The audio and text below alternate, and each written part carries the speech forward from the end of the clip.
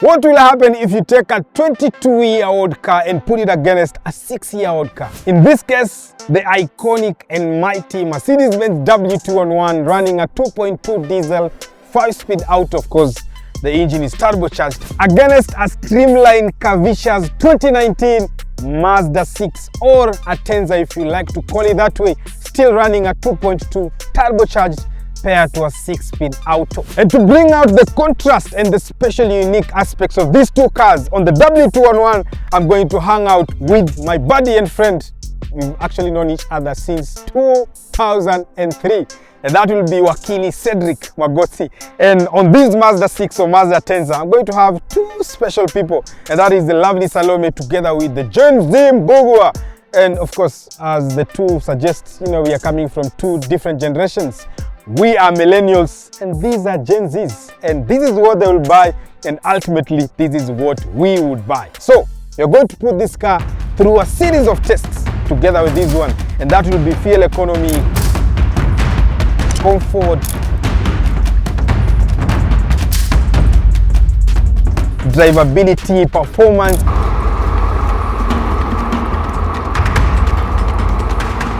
I know one question that you guys are asking is, how are we going to judge these cars fairly? And of course, we have two gentlemen. One of them is called Mr. James, our head of digital, and the other one is one of our engineers from CARSURE by the name Dennis Ronge. And these two gentlemen are going to participate in the entire test that we're going to subject the W211 and the Mazda 6 Atenza. And the question, of course, we are going to answer is it worth buying this car in 2025, or would you rather buy the cute and attractive Mazda 6 stroke Atenza? But before that, you know what these cars need before a long series of adventure is fuel. So let's get some fuel inside these two cars.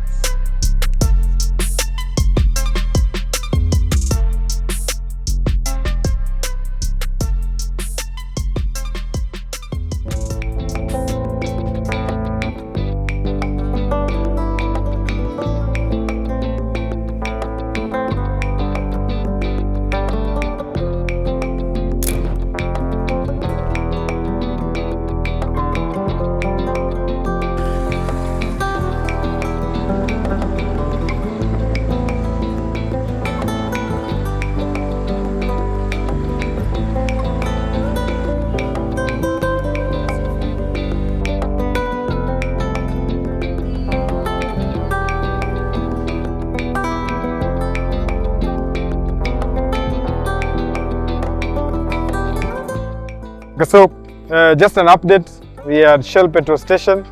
Gari zote ziko na full tank. So the Mercedes-Benz is right there. It has fuel worth 10,000. Okay?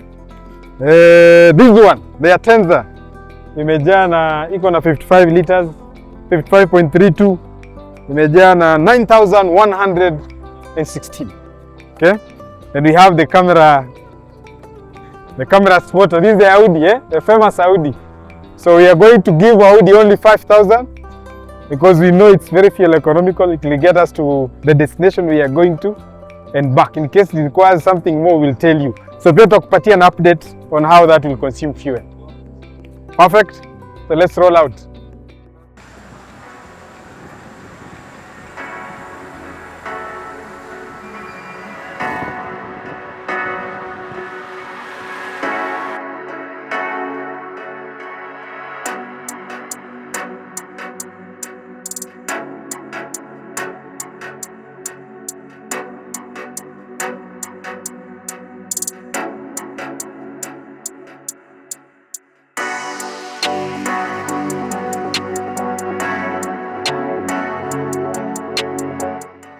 Hello boys and girls,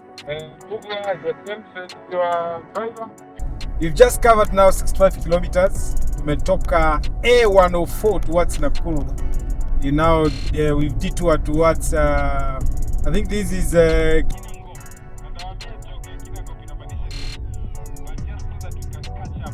How is your cute little car doing? We are definitely enjoying it. These are 65 kilometers. We are definitely enjoying it. Is it cute, bwana? It's a beautiful car. On my clock, I have a range of 700 kilometers remaining after covering 65 kilometers. hiyo ni full tank ya 10,000. What is your status? Kuna 746 kilometers to cover. We still at full tank. Hata kijiti haina signs za kushuka. Sawa mzee. Wewe sasa endesha iko kibakuli chako manake you know it does not look interesting. It's just a cute little car, eh? Allow us to drive machines right behind you. Bwana, hiyo gari inapiga kelele sana. Naisikia kutoka hapo bwana. Sawa, mashenzi sana. So Mr. Wakili, hawa toto, I understand the beauty of the cars we have. Yes. No, for us, unajua sisi wase tuko kwa generation yenye it has a share of both worlds. Kabisa. So we came up with an old school generation ya boomers. True. And then we had an opportunity to witness as well the Gen Zs. Wakikucha. Yes. So sisi wase unatafuta gari kwa iconic. Kabisa. Best na influence ya boomers. Yes. And at the same time, you're also looking for a car that has a bit of technology that is just enough for you. For sini wase tuna value sana driving experience. Kabisa. We don't. Kabisa. Tech is good, but we are not into it that much. Kama kuendesha iPhone. You know something, Salome? Ibrahim does not understand why we'll pick this car. You can imagine we're in a 2019, and I think you as a driver should tell us how it feels driving this car. Just wait. Cheki vile inakula kona. Ah, Cheki vile inakula kona. I mean, one thing I love about it is the fact that it's silent. Yes.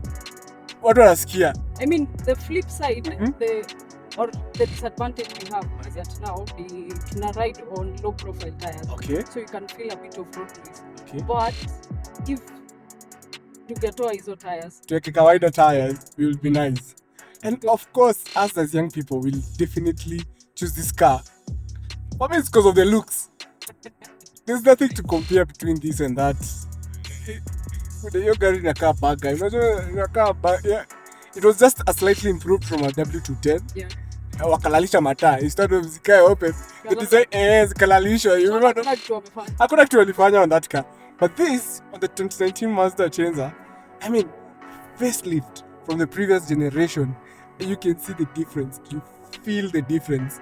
And it's a head turner. And we can agree that tukipita kwa hii barabara, the times Ibra atakuwa amefanya gari ati hiyo ni Mercedes. No, this is what this one is what most people actually don't know this car. So hii ni gari gani bwana? Plus the color we are on today, this is called Soul Red.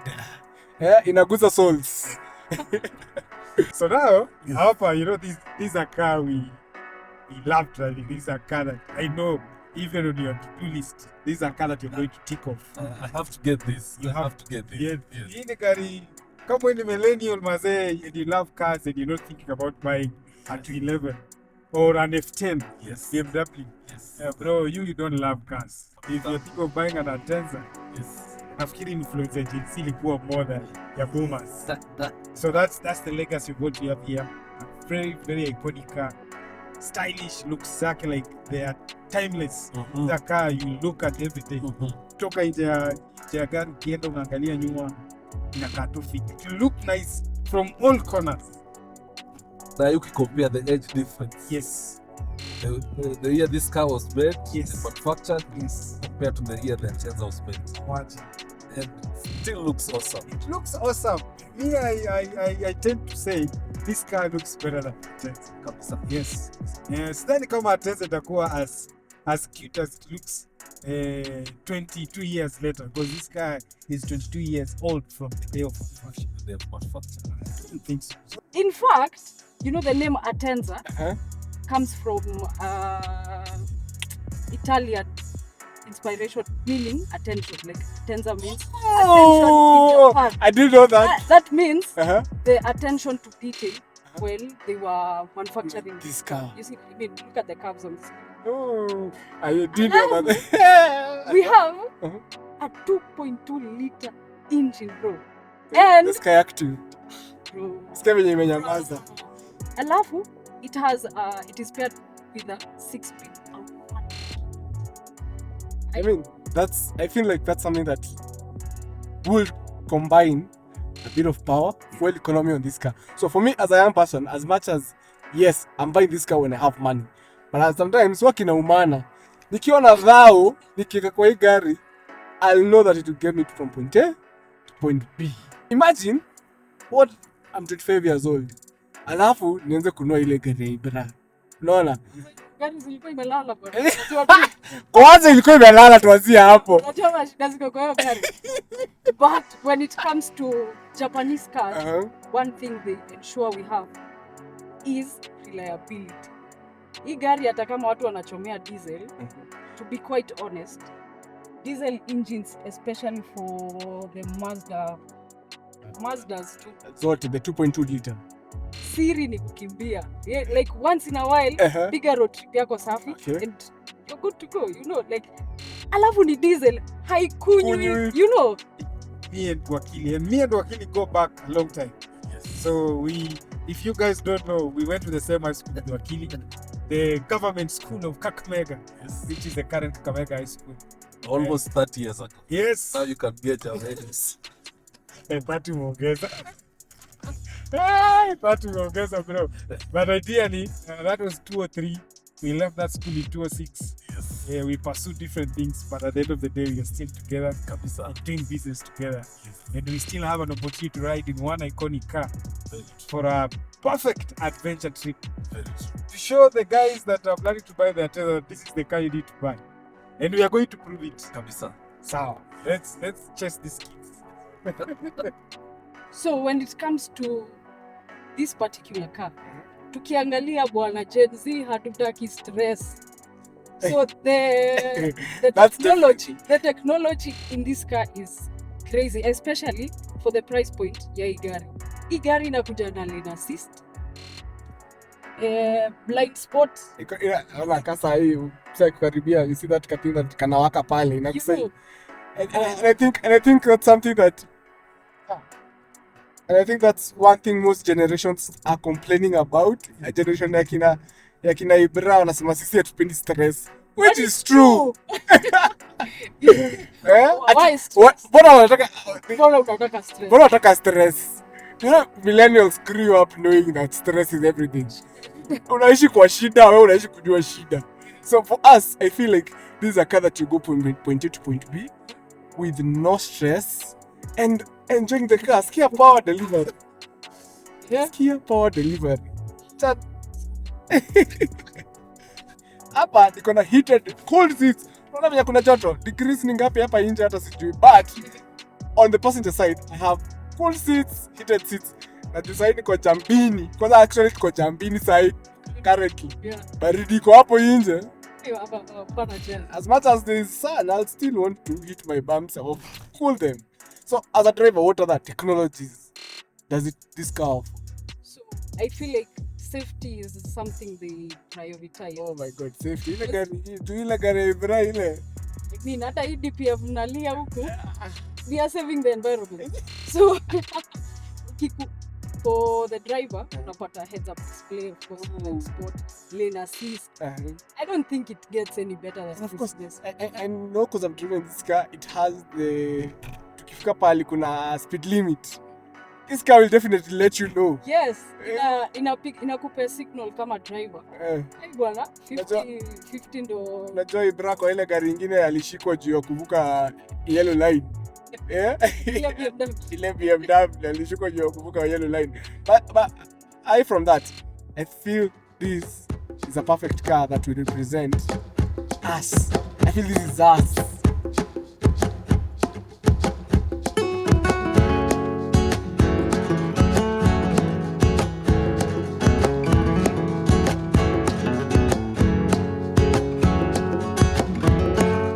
It's about time we do the first challenge. Are you guys ready?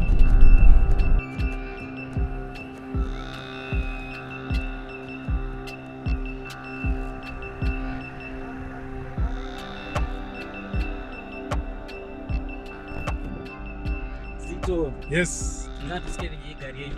Okay. Tuwapeleke safari. Very relax. Gentlemen, welcome to Iconic 211. I hope this journey will make you give us the right marks.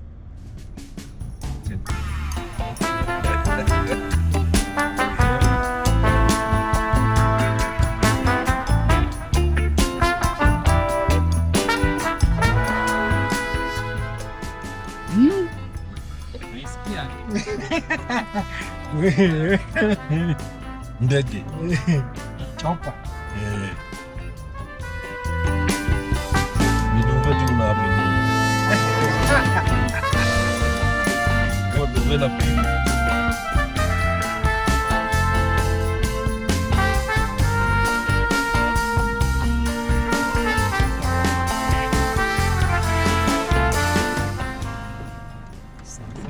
Thank you very much, judges.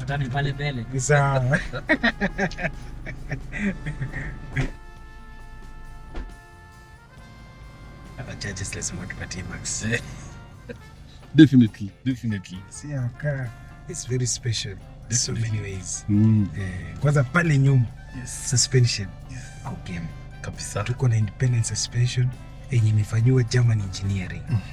Unajua pale kwa Mazda ni independent pia, but yao ni Japanese engineering. Bwana. You cannot compare a Japanese engineer from a German engineer. German is sophisticated. He goes beyond what is needed to be done to make sure that everything is dialed down to perfection. Yes. Pale wana dial down to functionality. Kabisa. Hii ni perfection, comfort and all that. And Safety. yes. And then plus ile kiti yetu pale nyuma. Yes. Ni sunken. Kabisa. So ukikaa you sit deeper. Yes. So even if you're a tall person, it feels very nice. Yes. Unakaa deeper, unakaa ni kama umerecline. Kabisa. Ili pale kwa Mazda inakaa kama kiti moto. Umekalia bench. So wakitunyima ya comfort. Bana. Ujue wameturiki. Ujue lazima tutafutia tarakani. Yes. Pale pengine.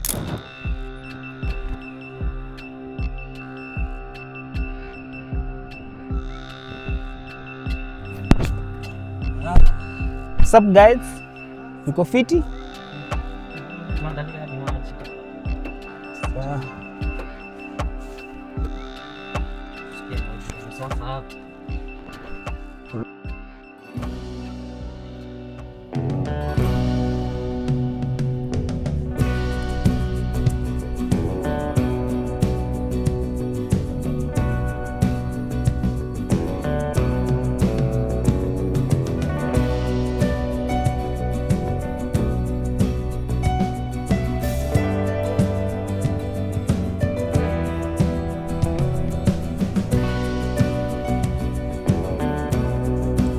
Sasa guys, patani uko mbele.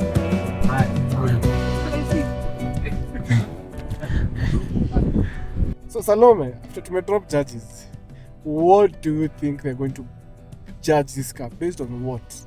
Ideally, comfort based na suspension ya gari, tire, the whole setup, PT of course, and tuseme kama temperature, kama AC. So for our cars, we have McPherson struts at the front, multi-link suspension system at the back, which is actually independent. Yes, and I mean the seats are heated and cooled.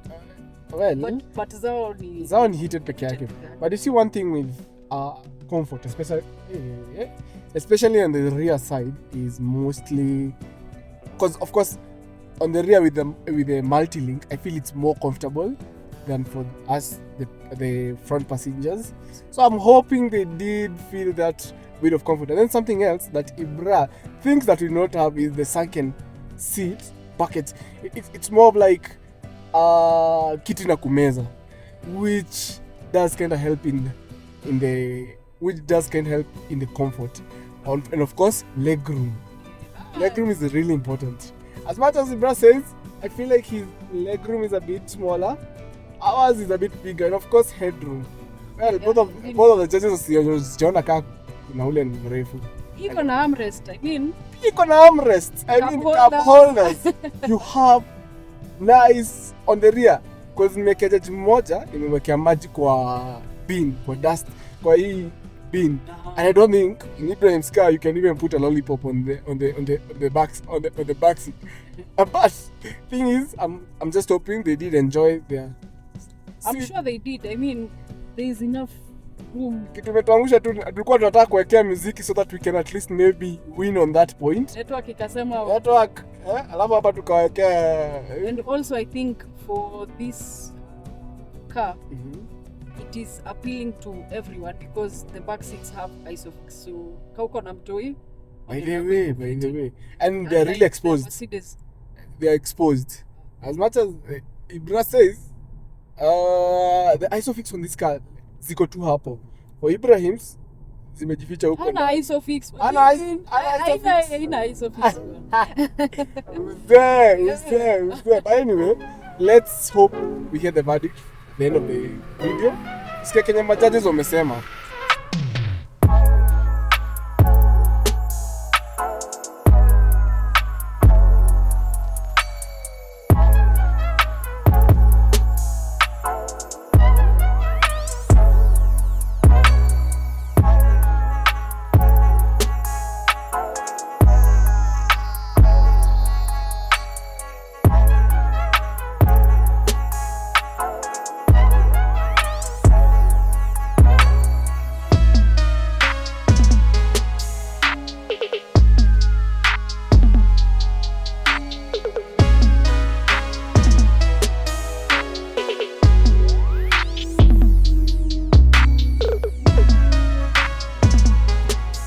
Yes, Mr. Bugwa.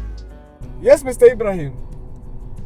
Who do you think the judge gave the best points for comfort and comfort food? I mean, definitely ours. That is an easy pick. Definitely. First of all, we had water. Wewe sijui kama uliwapatia maji ama waliacha kauke hapo wanaangalia tu mkikula hapo na CD na soda. No, gari yetu ilikuwa tamu sana. We did it to give them water. Now we are going to experience the driving feel of these two machines. Okay. We want to compare what was designed 22 years ago versus what was designed 6 years ago. How does it feel to drive it? Power, control, handling, all that. We both know I'm going to win this, right? Nah, not any day. Are you sure? Unataka kuona, you know the thing is, Ibrahim. Endelea kuongea na niko nyuma yako tu hapa kwa sitaki kutumia hiyo word, but I can see you. I can smell your hand. Okay, I can see you. I can see you beside me. Nakuona hapa nikaribia hapa sana. But the thing is, the driving experience of this car, as I'm driving this car, first of all, I don't have to keep my eyes on the auto. Because I have a heads-up display that's very clear. Okay, we are talking about technology and all things. We don't care. For us, we are old. We drive cars that we control everything. So forget your heads-up display. Talk to me about something else. Something I'm going to talk about is the steering response. Now, you talk to me about yours. Yako ni kama karatasi sahi. The more you go faster, the more it becomes light, and the more it's scary to drive it. True or not true? It is actually not true. Mine is quite firm. The faster you go, the firmer it becomes. That is something a Mercedes-Benz does. So everything becomes better with speed. The throttle response, the weight of the car, the handling of the car, everything firms up to, even the transmission, it adapts to how you drive. So I need you to know that. Something that you mentioned on the engine is that I have a geometry turbo. And of course, when it comes to off the line, like mimi kutaka kuovertake gari kwa hapa mbele yangu, hiyo nayo hata uende wapi Ibrahim with that 30-year-old car of yours. It's something that I feel like in the Mazdas they've refined in terms of driving. The engine is very silent. I'm 100% sure on Ibrahim's car, radio lazima ikuwe on. Juu usipoweka radio on, ni cheka. Sasa ujui sauti mzuri bwana. This is called a diesel grant. People who love driving, this is what they enjoy. But you've talked about something that is serious that I want to accept. It's only a matter of a second, because you have a variable geometry turbo, meaning you spool better at lower PM. Mine doesn't, but I only need a delay of 1 or 1.5 seconds, and I have the full boost, and I can just catch you up. Like there's nowhere you're going, nowhere. Another thing, ride comfort. How is your car on the in terms of ride comfort? How is it? Una feel every bump, car sisi? Because as for us, I think the reason why you're feeling every bump when it comes to the driving is because we have low profile tires, and it's a very big disadvantage to us. My friend, this is first German engineering, so the suspension team of this car is special and epic. Even though it's 22 years old, it's awesome. Like for us, we are enjoying the comfort. Of course, I'll agree. Your low profile tires slightly at disadvantage, but for us, we are running high profile tires. But on top of that, you can't compare German engineering versus Japanese engineering. German engineering on everything is geared towards perfection, luxury, smoothness. Everything is dialed out to make sure that it does whatever the German wanted it to do. Okay, unlike your setup is dialed in for functionality and not, the other things that we enjoy in this car. So 100%, your car is not comfortable. For us here, we are quite comfortable. And I haven't mentioned that you are front wheel drive and a rear wheel drive. So this is a proper driver's car. Yours is a proper fuel economy, whatever shenanigans in this car. Of the light car. Here you will win because, of course, you have a rear wheel drive. And like me, who has a front wheel drive, hapo utanishinda haki. So let's look forward to a nice, twisty road ahead, because this road is quite beautiful and awesome, as you can see. So wacha tutafute barabara fiti pale mbele, Mr. Pugwa, and then I'll try to catch you up, or you can try to catch me if you can. And let's see who handles better on those twisties and which car fits better and premium and just, gives you what we call smiles per gallon. Of course, I feel it's mine. One, in terms of even build quality, yours might be heavier, and I feel like a heavy car definitely gives you more, It gives you the advantage of the center of gravity is lower, which means your car is, compared to ours, is a bit more stable. Other than that, I think we are ahead of the game. I hear you, Salon. I think my car is heavier than yours by around 150 kgs, which again is quite important, a disadvantage to us in one way and an advantage to you in one way. So in terms of fuel economy, I believe you guys are lighter, so you should be able to get better fuel economy numbers. But again, in terms of handling, as you said, center of gravity and just going through corners. On top of the German engineering, of course, the weight is also an advantage to us. So I believe that's a trade-off. It's a 1-for-1. Definitely. Obviously, if there's something I can't wait to do is When it comes to the 0 to 100, I'm not doing the same, but when it comes to driving, I think Mercedes just give you better, drive quality. It's one thing that Mercedes have perfected over years. Mazda, maybe yes, I have a bit of advantage upon the pale, but I think as much as it's a 1-1, I think it's a 1-2 for you, because you can't beat a Mercedes when it comes to really driving. And class. And class, eh? Class. Magoti anasema and class. Class. Yeah, we have a 3-pointed star. Of course, you always need to remember that. Don't forget that. It's important, eh? But on top of that, of course, 0 to 100, top, you are lighter, you have a variable geometry turbo, you have more horsepower, you have more torque. Yeah, you have an advantage. But if we do half a mile, you are going to sleep, my friend. You won't see where the Mercedes will disappear. Because my car is good in terms of putting down torque and power.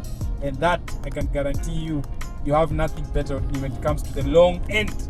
The longer top end, ama thorax. Yes. Mahali gari inapumua. Kifua. Yes.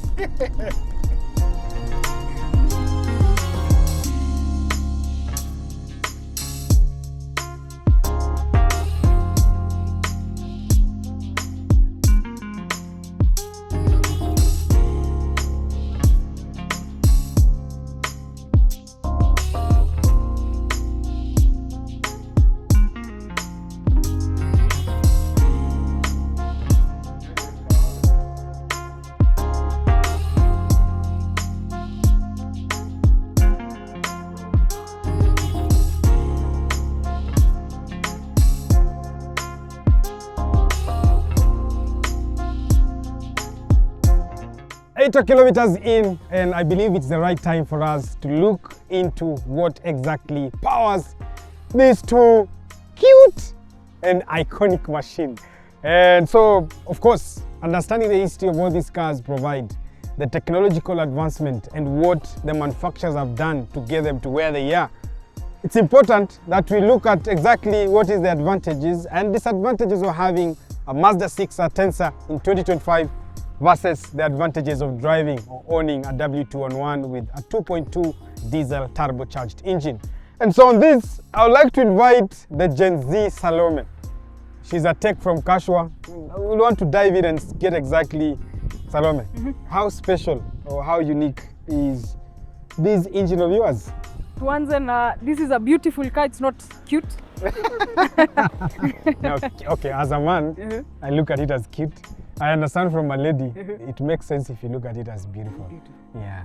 But would you rather have a handsome car or a beautiful one? A beautiful car. Okay, let's get into the beauty of your engine. So, what do you have? What are the power figures? What do you think is special about your engine? So, for this engine, it's a 2.2 liter. Yes. It pushes 175 HP and 420 Newton meters of torque. That's nice. Impressive, I know. It has a 6-speed automatic gearbox. Of course, it's a Euro 6, so maneno environment. Go check. So, kusema Euro 6, you mean you have a DPF going on. Yes. Of course, you have EGR as well. I do have an EGR on my side. I'll wait for my time to talk about that. Yeah. But let's talk about your DPF. You see, the beauty of Japanese cars, or rather their motto is Kaizen, which means continuous improvement. So when you look at the history of older versions of all Mazdas actually, when you look at the DPF of this particular one, it is improved. So that means the technology is a bit different. Mashida tulikuwa nazo kwa previous gen wamepunguza huko. So I reckon these are Gen 3. So better flowing DPF, but still bado kuna DPF. tunachunga hiyo. Okay, that's nice. So I know, Salome, the most important thing at the end of this entire trip, na waswata tuliza, is your fuel economy numbers. So I want you to give me your theoretical or zile manufacturer alikuambia, because at the end of the trip we are going to test. We will both fuel our cars to full tank. Tukifika mwisho trip, we are going to jazz the tank and see who has used more fuel than the other. But for now, what are the average fuel economy numbers on this engine? Depending on how you drive, to 18 to 20 kilometers per liter. Interesting. One thing I know about this engine that is special. So there is this thing Mazda have that they call the IE loop. So like to put it in simpler terms, this car has what we call a capacitor. So a capacitor is something they used in a place of a battery. So walikuwa najaribu kwenda hybrid but wataki kwenda hybrid. So wakakama up na capacitor. So hii gari, when you're doing your braking, especially when you're coming down this awesome beautiful road, inaenda jambini, sio? So when you're doing your brakings, that energy is harnessed, it's stored in the capacitor. Now the question you'll ask is, mbona Mazda walitumia capacitor kwa hii gari? Capacitor iko na advantage mbili. One, ina stay for longer, unlike a battery which will degrade within maybe 10 years. The capacitor can stay on this car for the longest. So it's one thing that can stay on this car for a very long time. Number two, iko na ability ya store energy faster na kuachilia faster. Okay? So part of the reasons why unapata 18-20 km per liter because hiyo capacitor ina run vitu zako kama AC, radio, unlike mimi huko napata hiyo kitu full dose. So I believe that's all from your engine. Quite interesting. Can I give you a breakdown of what I have on this side? Yes, please. Are you interested to know what I'm having here? Tell me more about tractor, if I may call it. Okay, let's get out of the way. Do you like the way your car sounds or mine? Yes, it's very silent. Yours? Yes. That's the problem. That is the beauty of it. Why do you have a car that is silent? So what we have here is, unlike your engine, which is transversely mounted, mine is straight. So it's an inline, so it's facing the other side. It's longitudinally mounted. 4 cylinders, kama wewe tu, 2.2, diesel, turbocharged. Now, the difference between your turbo and mine, your turbo is a variable geometry, meaning at low RPM, you get still to boost. Mimi kwangu kusina hiyo. So niko tu na Garrett turbo, an electric actuator, so nangoja boost. So when we launch, the two of us, is a possibility you will have a bit of an advantage. For sure. Yako ni Euro 6, huku ni Euro 4. Mazingira mchungi bwana. Hakuna mambo ya mazingira. Okay, it's a car that was created 22 years ago. Yeah. So of course, back then, the technology around emissions was not as good as now. But that has an advantage, because now, having a Euro 4, it means ni mimi peke yangu na enjoy compatibility na mafuta tuko nayo Kenya. Unlike wewe itabidi ufanye DPF delete, sijui utakuna clean, sijui DPF, sijui EGR utakuna clean. The only thing I have to worry about here is the EGR, which I'll also clean just the same way you will. But in terms of power figures, I'm running short. I'm not like you. So hapa niko na 150 HP and I'm pushing only 340 Newton meters of torque. Then the engine is paired to a 5-speed auto, which is quite solid. Long gear ratios, it handles the torque well. Na tutakaa pale mbele to confirm which one feels better on the road. Unaona ukitoboa kweli? Yeah, tuta discuss, tuta confirm. Tuta confirm. Do you want us to test the sounds? No, start your car, start mine. We have to confirm. Pana ku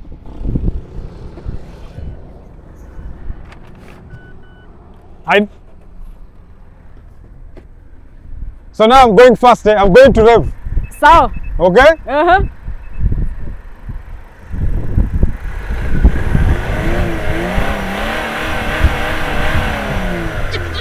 Tractor! Listen to that! Rev yako.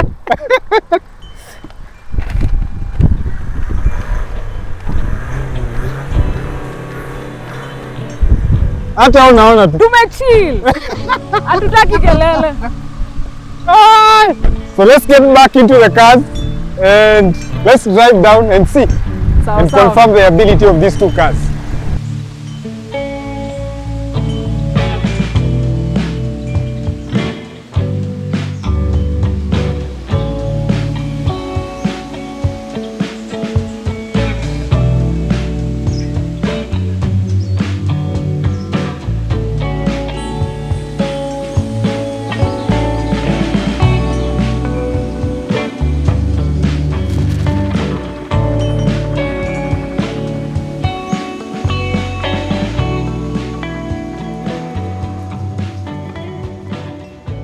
Nini ni moshi bana?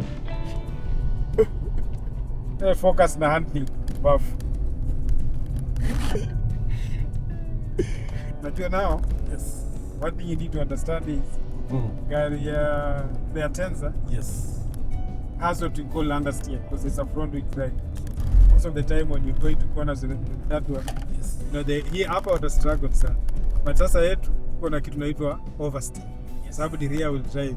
So you can go in and out of corners, but if you're not careful, nyuma itakutupa. Itadance. So that's inaenda over. And unapata kama hujui kudrift. Unapata uko kwa tab. And look at how this car handles. Look at that. Look at that man. Nice. Najua hapa sasa vile. Hebu waambie unafika hiyo speed. Una speed ya ngapi? Hii hapa aliko 70. Naingia uko na 70. Wow. So we are at corners. So basically we are, I think, on the bridge of Aberdare ranges. And so, one thing I can already see is understeer. Look at the bruscas. Hata kama iko na understeer bado inaingia corner. So basically, I think because of the way Mazdas have designed their steering, it kind of does help. And of course, we have AWD on this car. Now that Ibra can do, but me I can't do. Oh, understeer.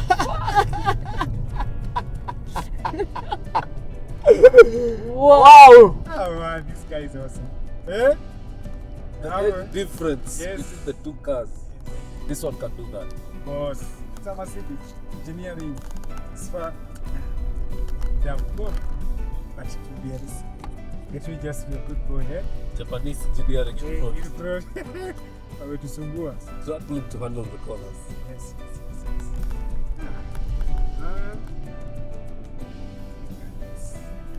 Beautiful car. Now you move away, bwana. So absolutely, this car is amazing. It's a car you, and this is one thing me will be said here to you. Yes. Like it's an old car, but it's a car you want to drive every day. And remember, these are basic ones.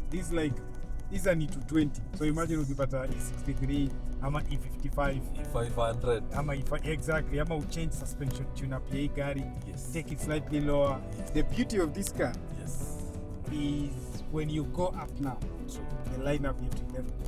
You go either E55, yes, ama E63. E63 iko na V12. Yes. So, yes, naturally aspirated.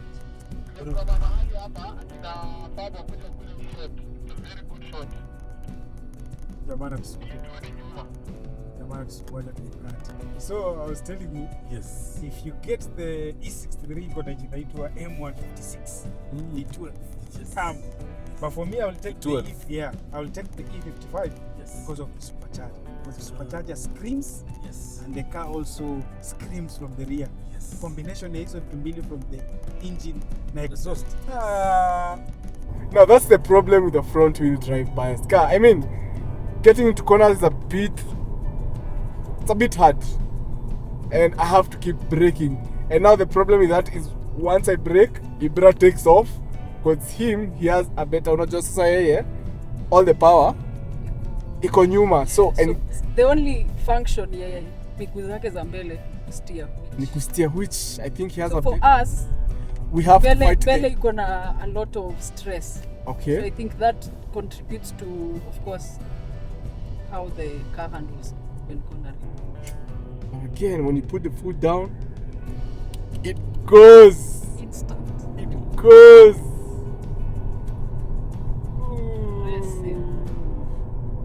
In terms of handling, I hate to say this, but kama Benz itachukua hiyo. Benz itachukua definitely any day. He have oversteer, I think, right? And I think it's more easy correcting a rear wheel drive car in terms of like cornering and like trying to kurudisha hii gari. Nacheki that one he has more, because ile kitu inafanya ni matako inarusha hivi. Anarusha ana counter steer it. It's so easy, and he's having more fun when it comes to driving this car. I hope he doesn't hear this. I scared to praise your gari, but the fact is fact. A rear wheel drive will always be the perfect car to drive when you're going through corners. But other than that, if it's in straight lines, I mean, I think I have a chance. We have a chance. We do have a chance. Jambo bwana, tuonyeshe ameshine sana.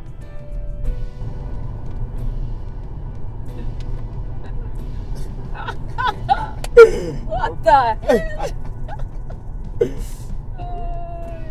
Jamaa wa Mazda anatupita na amelala na steering.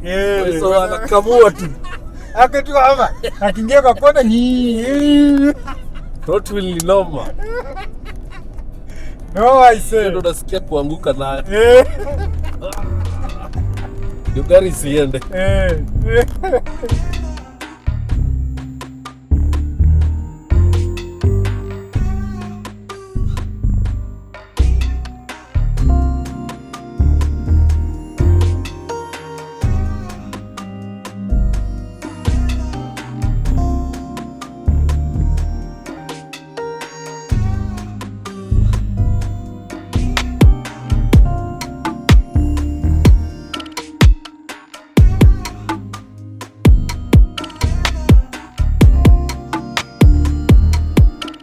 So boys and girls, we are in a small town called Machinery. Okay, Machinery. You know, I have to say it right. And the test here is simple.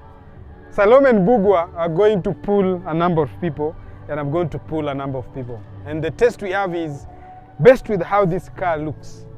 Which one is those people going to pick over the other one? And whoever gets more points or more votes takes that category home. Okay? So stay put, acha tuone results. Wala kualia terere. Hena gari ino. Na hena ino. Ina besa. Mudu muthe tawe. Ukigura ereko. Ate? Eno bere. Etiguo. Eno kale eno. Eno bere. Iko mbele. Anajua ni gari gani na hili gari gani? Niramenya ereko. Eno ereko. Eno ereko. Hiyo iko mbele ndio mzuri. Ile iko mbele ndio mzuri. Hii sasa ni Mercedes, ile ni Mazda. Oga ile bere ndio ikuo. Mzee kuja. Uone vizuri mzee.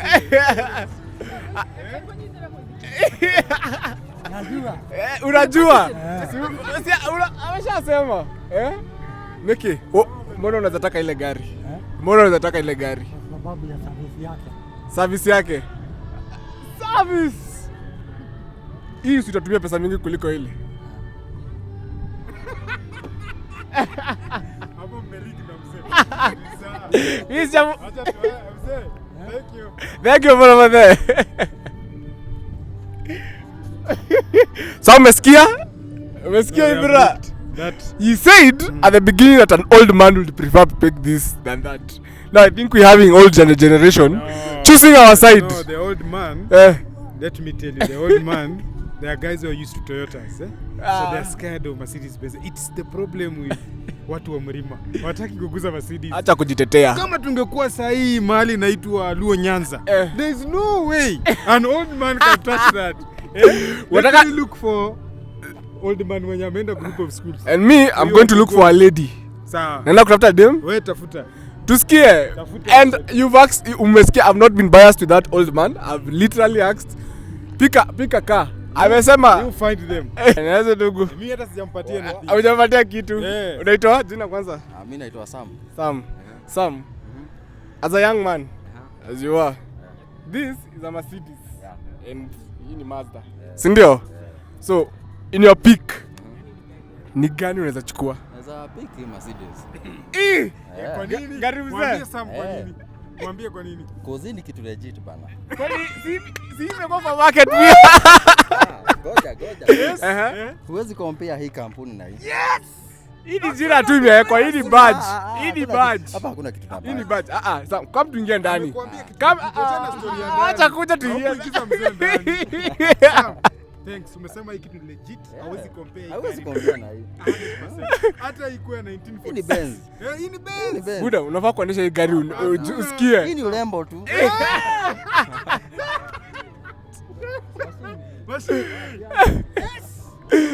Sir, thanks Sam. Hawa ni vijana wanajijua. You see now these are young men. Huyu hata si kijana mlima. Huyu ni kama alizaliwa mahali pengine. You've had 1-1. 1-1. Now we need a lady. Get a lady. Tiebreaker. We need a lady. Tiebreaker. Swali ni rahisi. Mbele yako kuna gari mbili. Si ndio? Imagine nimekam home na hii. Kuongelesha father tu na wewe. Na mwingine amekam na hii.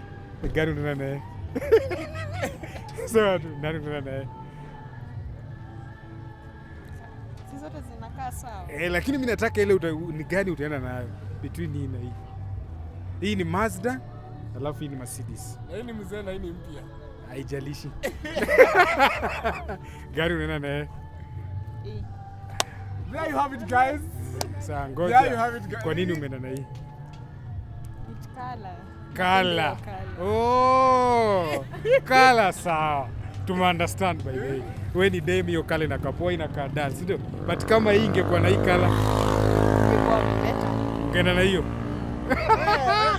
Yes! No. Hapana. She just told you she loves the color. Which is twisty question. No, I'm not. Thank you so much. Your name? Shiro. Thanks. Shiro, wewe unajua taste Shiro. Uko na vibe. Uko sawa. Cheki bro, hata uliza mtu. Ai, unachukua gani? Hii ama hii? Sasa ndani. Acha tulize mzee. Mzee, unajua wewe ni mtu wa tajriba. Wewe unaelewa hii maneno mzuri. Hii ni Mercedes Benz. Hii ni Mazda. Zote diesel. Gani unaenda nayo mzee? 100%. Wewe Bugwa. Salome. Umesikia mzee kitu amesema? I think it's clear. Mzee hakuna question. This is the car you're going home with. Umesema unaenda na gani? Yes. Kwa sababu ya Hii iko na bei kali. Hii ni Mercedes. Hii inakuwa bei kali kushinda hii. Lakini mzee acha nikwambie ukweli. Mzee, thank you muno.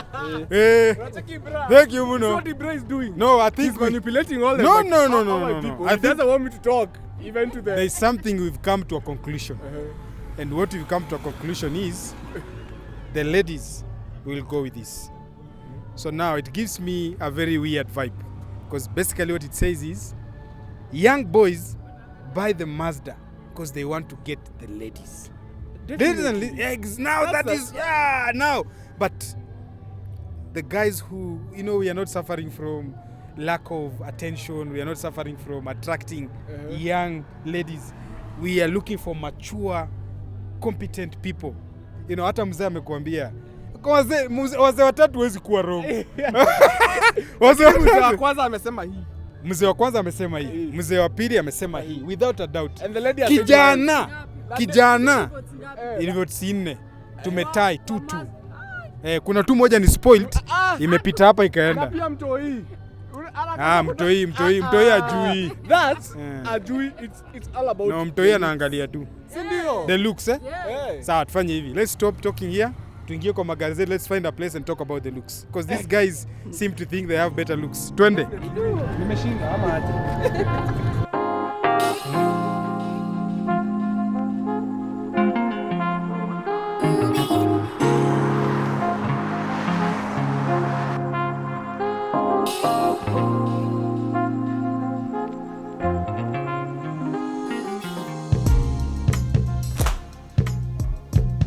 So Mr. Bugua, I think it's time to talk about the looks.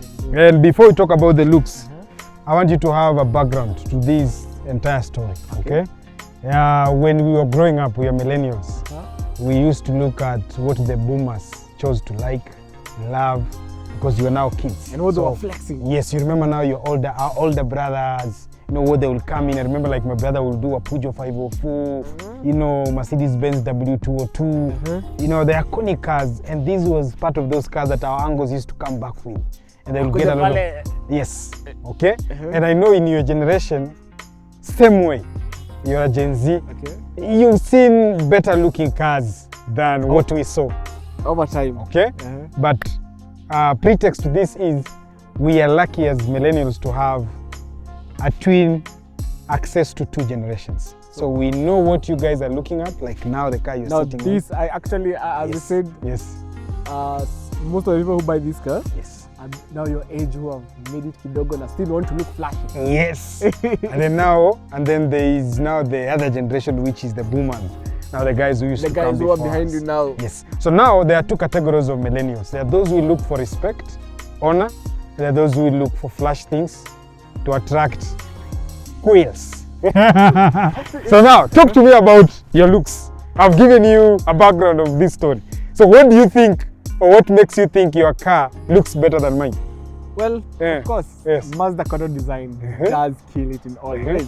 Well, let's do a grill. Of course, grill is not the biggest part in the car, but it depends. It does define how the car looks like. Yako sasa mlikuwa mmewekewa tu malines. Mlikuwa mmewekewa tu ikae tu venye nataka kukaa. But you see for us, we have this honeycomb grill. This is what we call the honeycomb grill. Yes. Okay. You can see it from afar. I'm looking. You're looking at it. Yes. But other than that, I feel Mazda try to reach for both. Now not your gender per se, your age and our age. Kusema tu kweli hata wewe bra, najua ni venye sasa hivi unatetea gari yako, but you do know this car does look beautiful. Let me agree with you on one thing. This car looks beautiful and cute and flashy. And that's where the problem comes in. The problem is because now when you look at this Mbugua, it's subtle, man. Wait. This is what we call an iconic look. This car will look like this 40, 50, 100 years from now. It will still be attractive to many generations, including yours, even though you don't want to accept. But anytime you look at this car, in fact, have it with an MG body kit, both at the rear and the front, side skirts, bro. For me, the only reason I will pick this car, yes, if it has a V8 up and down. No, forget the V8, even the looks. This car looks iconic. Let me ask you a question. This is what we want to debate as now good men. Do you think your car, this Mazda Atenza or 6, will look as attractive as it looks now in 30 years?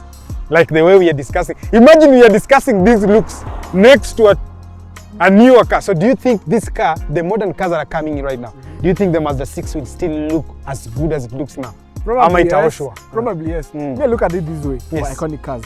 So this specific car was made for that year, and you guys, especially, it will keep being an iconic car. Yes. No, iconic in terms of look. So you need to understand there are two types of looks. Let me give the definition. So there is a timeless look, and there is a look.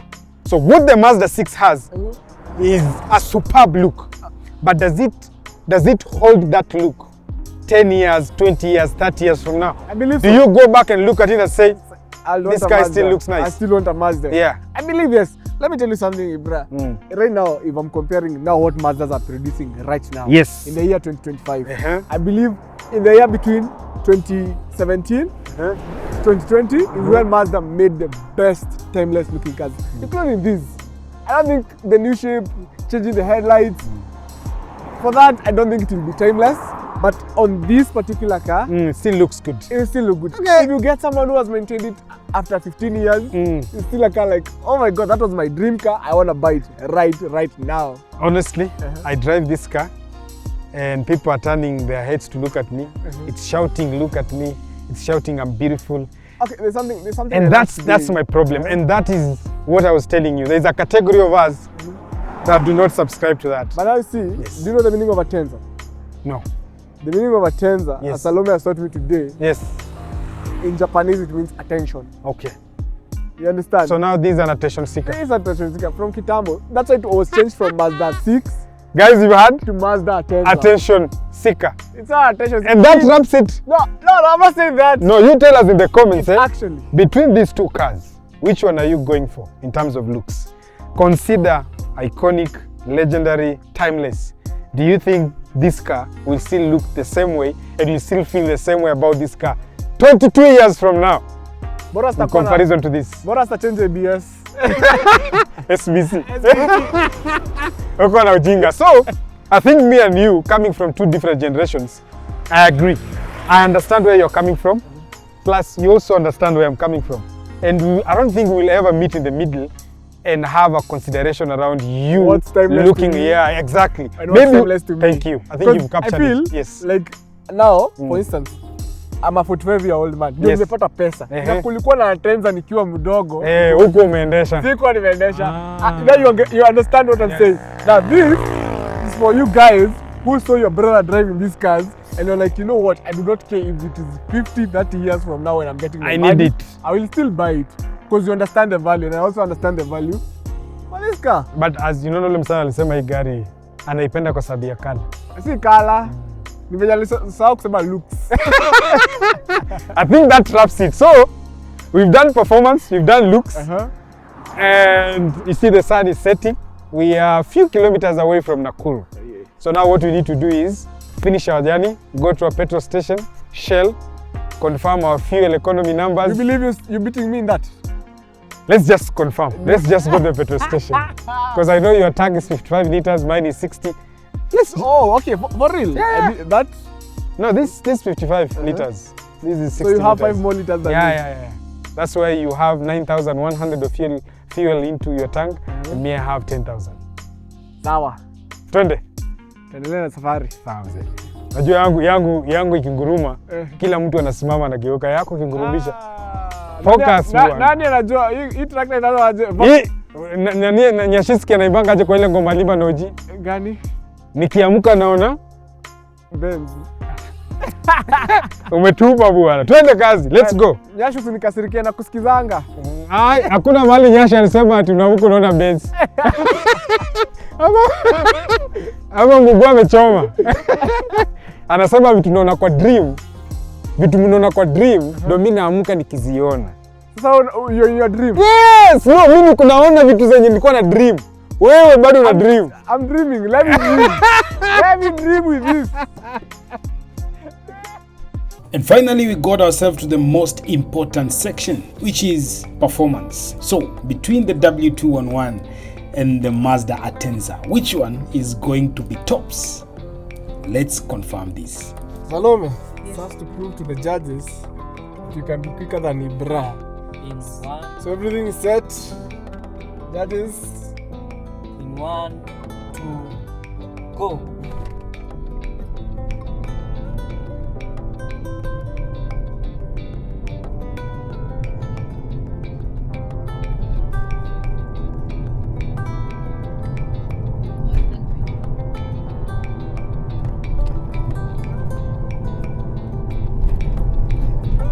Yes, you got good. Salome, what do you think? Honestly, I feel number 2 is failing me, and that's why Ibra atanipikia. Manzi hapo ndio Ibra atanipikia hapo. Hapo ndio Ibra Hapo ni atanipikia. kiboko. Hapa ni kiboko. But that's because I have Gemini Turbo. Itakuwa na low end torque, but I didn't feel it. I didn't feel it. Check if you're not smiling. Go. Oh my god, this one tumepigwa. Out of curiosity, unaweza jua numbers? Hii ndo gari unafaa kununua. This is the perfect car for everyone and anyone. My expectation is obviously to win Ibra. I'm sure that gear 1 ana kitu. Ndio hii sasa anafanya. Wacha tuone. Guys are ready to do this. Ready set, eh? To start.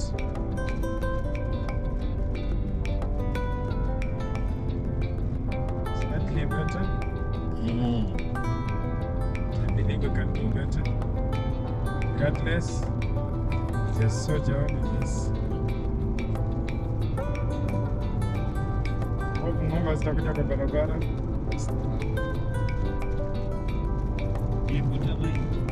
Wote watu wamefika. Tamu. Unajua hapa ndo power sasa gari imeshika power. Na tumeshamaliza competition. Akiana. Najua Mazda imeshinda. Ndio. Akili. There's something that is off with our car, but it's alright. Compare is compare. Yes. But again, we are running extremely low in terms of numbers. So, but this one we might let the Mazda take it. I don't know what the judges have. They'll tell us later. Yes. I know it's not something to be happy about. Judges. Sawa. Thank you. See you on the next one. Umepewa maji? Hautaki maji? Hakuna maji. Na hii yangu kwanza acha kwanza nifungue hii yangu. Onesha. No, the battery is out. Onesha. No. Why is it out? What? Because you don't ask questions. Ona. These are 20 something here. Focus. Sawa. Kifunguo imekata. Kifunguo imekatalia chaji. Unajua you'll be happy about this when finally you get caught with a flat battery. Yako ni electronics ndio. Uko na manual override. Nani? Hauna manual override. And you're laughing about it. Unaweza toa hii karaba. What? Hakuna. These guys don't have a manual override. In fact, part of practicality. Problem number 1. Now, Salome. Yes. Tutatumia mbugo. Now this is my practical boot space. Unaona vile inakaa? Before mbugo aingie ndani. Sasa nikuoneshe tu. Unaona vile inakaa sasa? Yes, unaona iko sawa hii Salome, iko sawa. Gari yako boot space yako unaweza kaa hivi nimekaa. Ai bwana. Very good. Si tuko hapa. Buka hapa nimekaa hivi tu bwana. Cheki boot. Unasema nini? Unasema? Achana height. So now, height peke yake. So now, Bugwa, come. Songa hapa karibu Bugwa.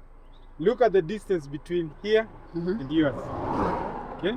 One, there is one important thing. Access point ya mzigo. Kwenye mko limited, hapa niko nayo kubwa. Sawa? 2, because my seats are sunken, I get a big hollow space huko ndani. Yenye umekaa kama bench. But you also get that Wheelbase ya hii gari ni mrefu kuliko yenu. So this guy is slightly taller than yours.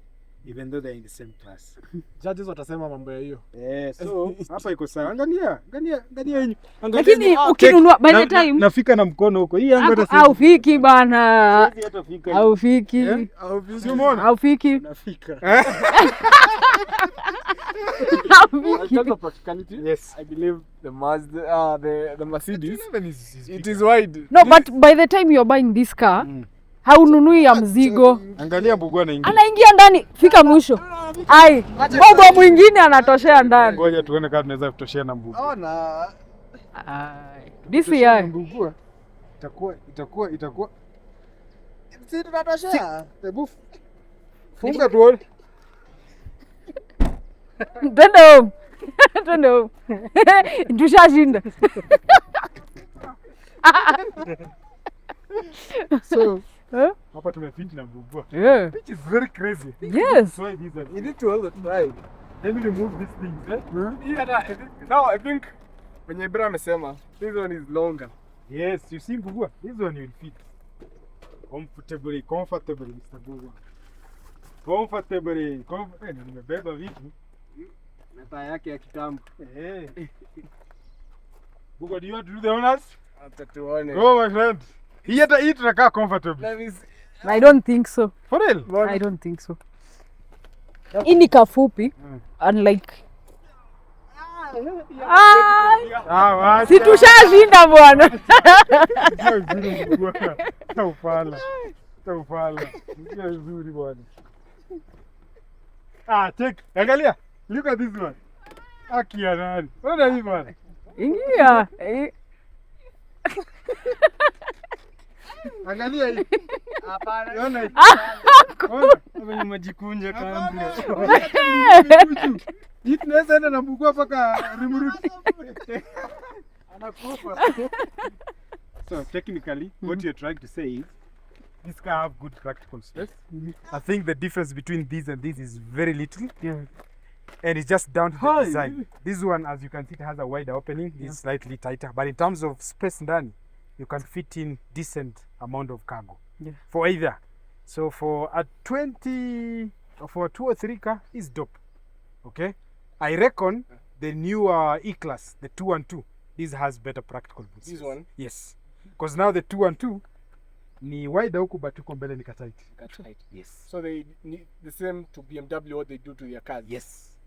So I think in the 212 category, in fact it's 213 because this one is a 2019, so ni 213. 213. So 213. Yeah, 213. This has slightly more practical boot space, which is very weird, to say the least. So can we call it a day? Yeah. I think on this one we can share a point. Can we agree, Salome, to share points? Yeah. 1-1. Sawa. This one we've agreed. Judges, 1-1 for practical boot space. Hapo tuko sawa zile? Hapo tuko sawa. Lakini looks za nyuma, Salome. Ai! Sikia. Unajua Atenza? Sikia. Unajua? Hii jina inamaanisha nini? Mbugua alikuwa ananishow sijui inamaanisha sijui attention. Sasa imetoka Japanese walitoa inspiration from an Italian word that means attention to detail. Now that explains the curves on this car. Like hii imechongwa nyuma. Hii mtu amekaa chini akafikiria. It's a beautiful car bwana. You cannot compare. You cannot. Guys, msijaribu kutetea Salome kwa sababu pia ni mrembo na ako na gari mrembo. I mean, just look at this. Just look at. Hii yangu ina nikiweka tu hapa ka spoil. Ai. Hii je kwa zote ni stock. No additions. Na mambo tutakuwa na discussion.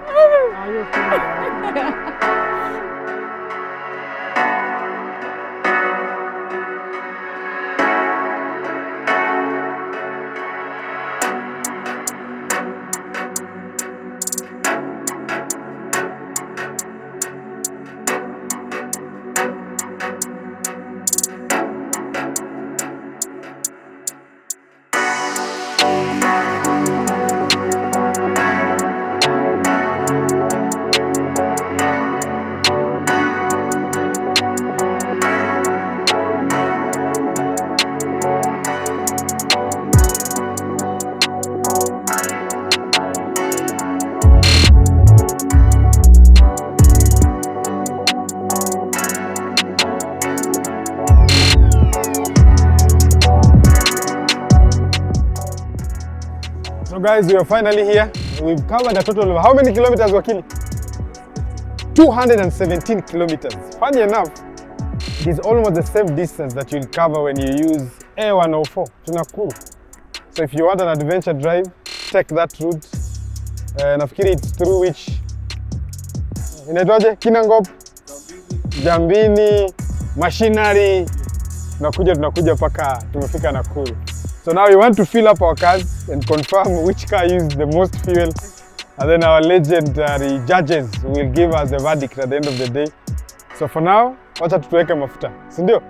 Alafu to confirm. Mahali pump inawacha kupigia pap. That's where we count it. Nothing more than that. Perfecto, Mr. Bugo? Haya.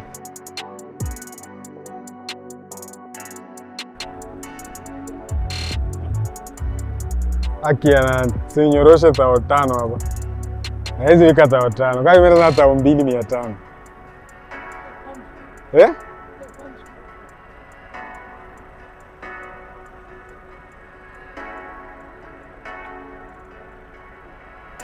Haha.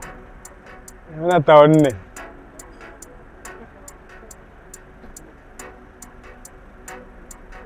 Are you kidding me?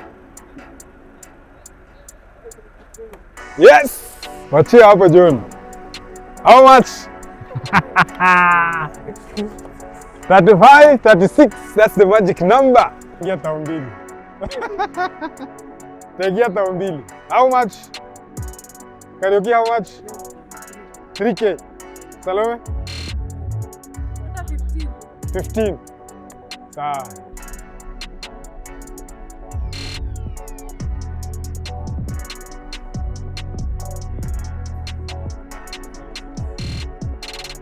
Ati ya Ibrahim yakula ngapi? 35. Mimi nimeshinda hii.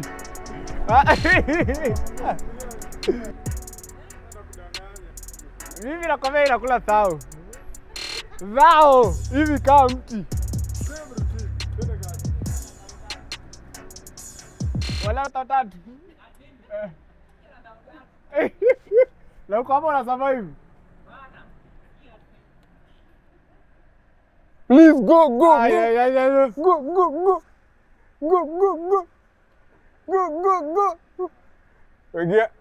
Wewe acha kuslow down bana. Tao 2. Ndio. Nimeshinda. Tao. Fuel economical car. Okay. Wacha tuone. Umesema ni how much? 22? Tutachukua evidence. Print the receipt pia John. Print the receipt. Ya Ibrahim imekunywa hata sijaangalia Ibrahim. Ndio hii hapa. Sio gombe. Tunaenda kudebate. That's a 5. Kwani tofauti ya hii ni pesa ngapi? Nataka tujue. No. 1000 a whole. Yes, 1000. I don't have Salome. What do I not have? Sina iStop, sina... Mimi sina... Tumetumia iStop, it is... No, let me talk to my people. Guys, that's a 22-year-old car. Sina iStop, sina capacitor, sina e-loop, sina variable geometry turbo. Like, I don't have everything. Okay? Yes. But it's so special and interesting, Salome, that the only difference in terms of fuel between you and me is 1,200. You know 1,200 if I put in this one, it's another half tank. So fuel economy, of course, the Atenza is a newer car. It's more fuel economical. It's lighter by 150 kgs. All factors point to Atenza. So if you put all factors in consideration, and plus the car is newer. Ideally, tutatumia AC. Tumechomeka hapo ndani na tuko sawa. We are good. So now it's time to allow the judges to do their thing, and then we call it a day. Salome, tunashinda hii kitu. Sawa mzee. So tumemaliza shughuli ya leo. We have a taste of both the cars. Na kuna kwingine tuta agree to disagree. Yes. But lazima tukue na mshindi ama aje? Si ndio? Kila mtu anaaminia gari yake. Ndio hiyo sasa. So But people tupeane points. So this one is a 2019, this one is a 2004, right? So huyu ni Mjerumani, huyu ni Mjapanese. So number 1, looks. Yes. So the Mazda Atenza takes for the looks. Kwa looks? Yeah. Kwa looks tumekwama hapo. Wenyeji kwa barabara pia walikwamia mahali walikwamia. Nyinyi mtajionea. But for the looks. Okay. So for the comfort, tuingie kwa comfort. Now for the comfort, the W211 comfort tunakalia hapa. Takes it. Comfort. Waambie comfort ni kitu ya maana. Yeah. Comfort ni kitu ya maana. Ni sawa. Kuna comfort. Wacha na AC. We relax. But for the comfort, hapa imeenda. Very comfortable car. Yes. Next point. So, tuingie kwa performance. Lakini ni sawa. Tuingie tu kwa performance. Na performance. 150 HP 340. 173 420. Nataka tu watu waelewe. So these are for us to be fair. So both cars compete. Imejaa limit ya leo haiwezi pita. For us to be fair, both cars compete. They are doing good. Very good. But we must have a winner. Yes. And fortunately, the Atenza takes it. How many? Give us the numbers. All right. So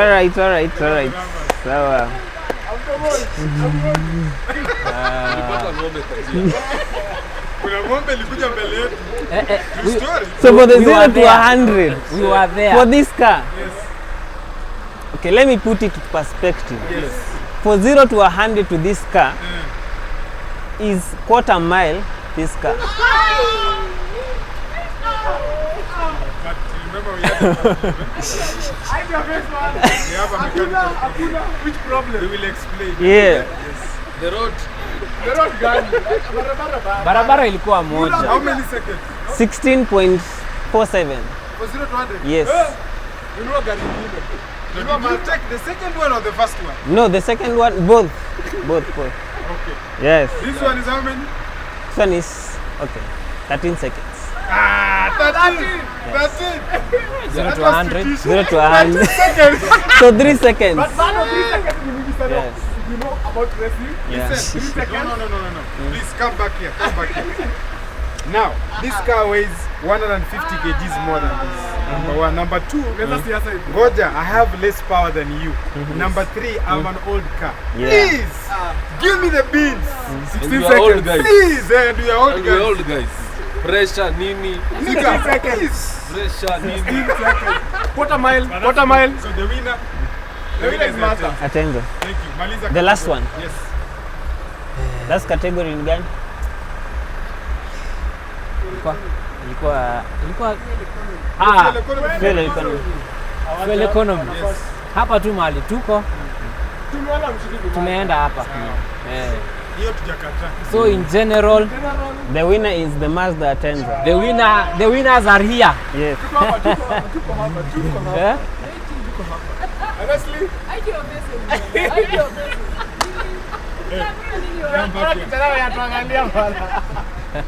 they are the winners, but we are the one who have the money. The money is coming.